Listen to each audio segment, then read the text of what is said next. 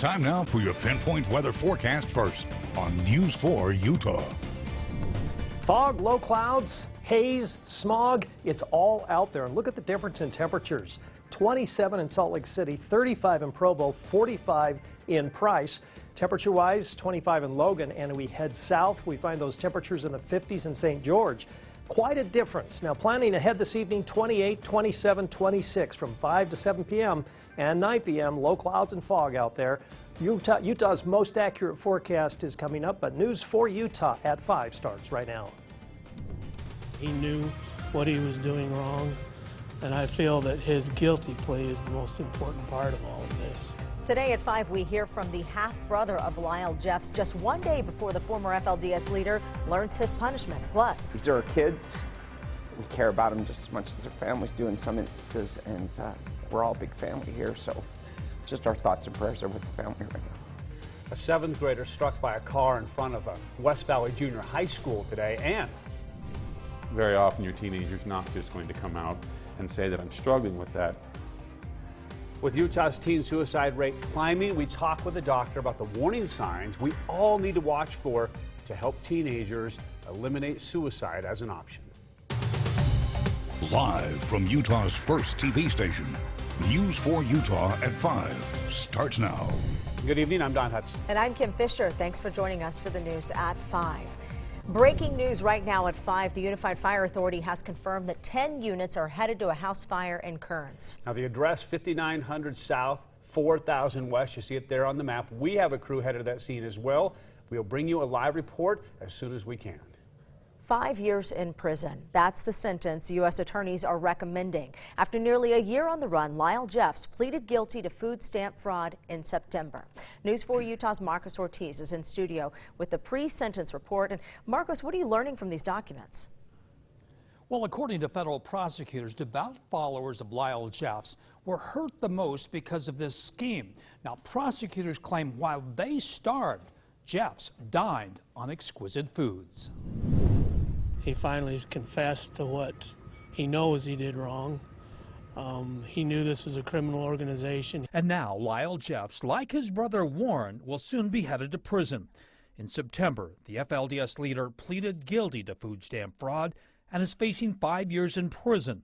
Wallace Jeffs Kenton is Jeffs' half-brother. I think the 5-year sentence is light. I wish it could have been more, but I feel the most important thing is that Lyle pled guilty. In a pre-sentence report, prosecutors claim Jeffs swindled the government of more than $11 million. Jeffs' attorney claims it's $2 million. Prosecutors say FLDS members starved after they turned over their so-called SNAP benefits to stores owned by Jeffs.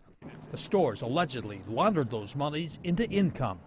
According to court documents, many families suffered extreme hunger, malnutrition, and related health issues. And while members subsisted on meager quantities of rice and noodles, Jeffs had a personal chef, and he regularly ate prime rib, halibut, lobster, scallops, and other expensive cuisine. Lyle he was a very proud individual. He felt that everything he did was right. He could do no wrong. And he had no qualms about people starving so that he could live a lifestyle that he liked. Now, at tomorrow's sentencing, Lyle Jeffs' attorneys will recommend he serve only 3 years in prison. Either way, Jeffs will end up in prison. Now, we'll be there for tomorrow's sentencing and provide updates on social media as well as on our webpage, goodforutah.com. In the News for Utah studio, I'm Marcos Ortiz. Happening today, a 13-year-old student hit by a car near Kennedy Junior High School. Very serious accident. The student was transported in serious condition, has now just been downgraded to critical condition. So, sorry. With respect to that, there's a lot of somber mood in the school. We're very concerned for him and his family, and for the driver as well. Kennedy Junior High School is in West Valley City, about 45th South and 4800 West. The accident happened about 8 o'clock this morning. The driver of the car said could not see the student. Police confirmed the student was not in a crosswalk at the time. We've just received an update about the student's condition as well. We want to pass on the child underwent surgery, now in stable condition. Horsley, who you heard from just a moment ago, says taking the time to be safe and using crosswalks will be something that is reviewed with all of the students. This also serves as a reminder for drivers. Slow down and pay extra attention around school grounds. We have a traffic alert for you before tomorrow morning's commute. You're going to get a little bit of a break from that heavy fog, those icy roads tonight, but expect those dangerous conditions to be back as you head out the door tomorrow. Now, all-day drivers have been urged to slow down and drive safely. Taking a look from the Colonial Flag Tower camera, ugh, that smog outside is thick. Now, usually you'd be able to see the downtown skyline, Wasatch Mountain Range, something, anything, yeah. But not tonight. Yeah, here's a look from our UDOT cameras, catching heavy blankets of fog all across the valley. Now, these conditions aren't quite as bad as yesterday, but many drivers were not taking a chance. They slowed down and they played it safe. Fog can be unpredictable. There can be patches where it's really dense and other patches where it's really light. Yeah, that's why UDOT workers say it is important to slow down. Keep your headlights on, no brights, and use pavement lines as a guide. Also, don't stop on the road. Increase your following distance and put distractions away while you're driving. New at 5, a complaint has been filed against a woman accused of assaulting her son on a flight to Salt Lake City. Sharice Dawn Klippel is a resident of Lakewood, Colorado. Court documents state a passenger on a JetBlue flight on Sunday witnessed her striking, slapping, kicking, and shoving her 8-year-old son. The documents also state that 2 other passengers saw her, quote, tightly cover her son's face and, quote, shake him aggressively when the boy was crying. Right now, she is being held in the Davis County Jail. The Church of Jesus Christ of Latter-day Saints is responding to an online petition. The petition claims that some LDS bishops are interviewing children and teens about sexual matters. Sam Young started the online petition. By the way, it has about 7,200 signatures. He's asking the church to stop the one-on-one interview practice on morality with kids and teens. Young is a former LDS bishop, says he is currently active in the LDS faith in the Houston area. The church responded today saying, in part, personal interviews are an important part of ministering to those in a congregation.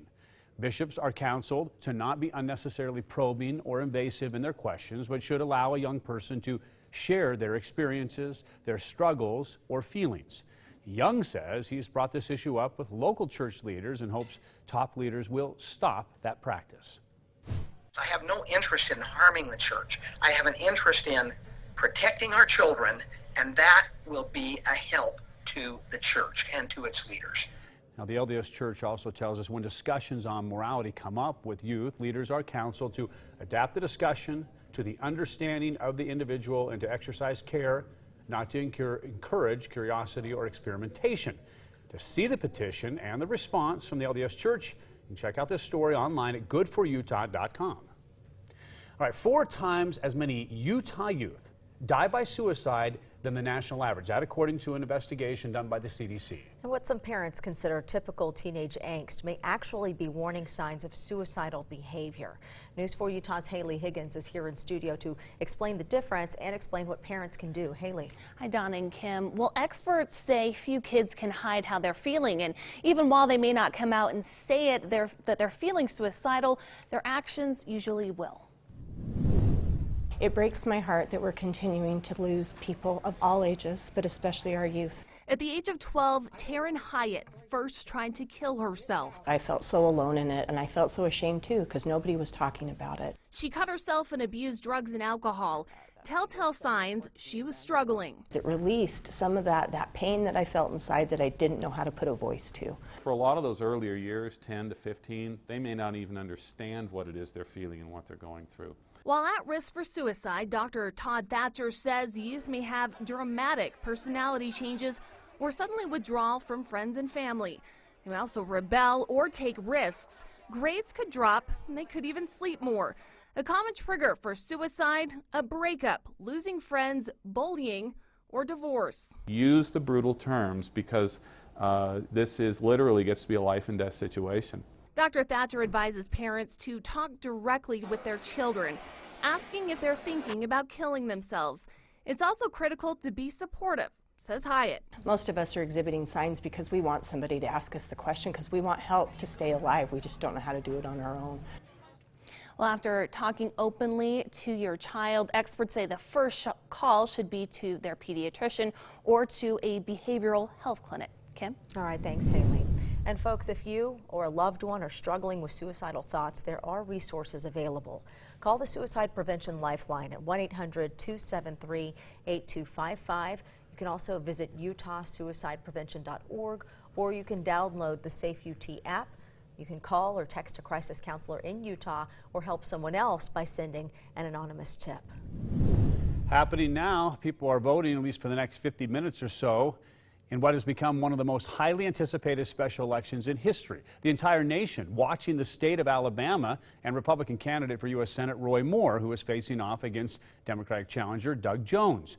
Moore, just 33 days ago, had allegations of sexual misconduct and sexual assault surface against him. And the allegations have turned this race completely upside down. If Jones ends up winning, he would be the first Democratic senator from Alabama in 25 years.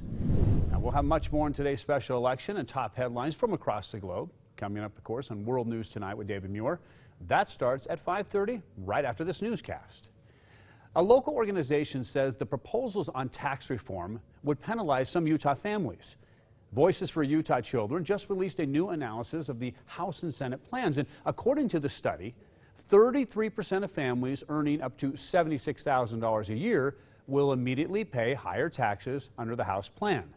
Under the Senate plan, they would find relief at first, but then 10 years down the road, 58% would pay higher taxes. Slow down. Tax experts all over the country are saying this is moving too fast. There are all kinds of unforeseen consequences. Now, they say the solution is to make the child tax credit refundable for working families. Utah Senator Mike Lee tried to make that happen, but it was pulled from his amendment to double the child tax credit.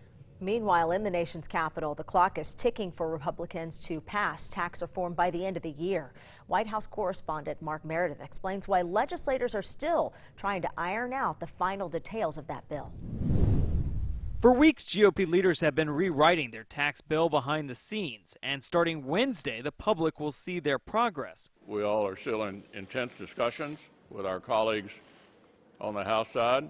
There are a million provisions in the code that they're going through, and I'm not going to prejudge where they're going to end up. Lawmakers still have to decide several factors for tax reform, including the exact number of tax brackets, what to set the corporate tax rate at, and if tax cuts for individuals should expire in the future.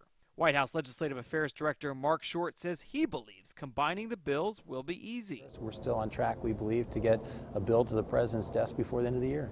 The White House continues to lobby lawmakers to pass tax cuts as soon as possible. The vice president met with Republicans today on Capitol Hill, and tomorrow President Trump will deliver a new speech on the importance of tax cuts. But there are hundreds of other issues that are in this tax bill that are going to cause problems. Senate Democrats argue the tax bill is being rushed through. Massachusetts Senator Ed Markey says he's concerned the tax plan will help the oil companies while punishing environmentally friendly industries. This bill will remove the $7,500 tax break for buying an electric vehicle. This bill will really hurt the wind and solar energy industries. House Majority Leader Kevin McCarthy says he's confident the final bill will be ready for members to review by the end of the week. After they're done with their work, posting it, giving it the appropriate time so everyone can read it. But lawmakers will have to read fast. Congress is set to adjourn in 10 days. In Washington, I'm Mark Meredith. Still ahead on News 4 Utah at 5, an online campaign is launched to bring more awareness to a debilitating skin disorder. Hear from the person behind that campaign. And taking a live look at downtown Salt Lake City through the Blue Lemon City Creek camera. That inversion just continues to have a strong grip on the capital city. We're going to check in with Chief Meteorologist Dan Pope to see if there's any relief in sight. Save on our full line today.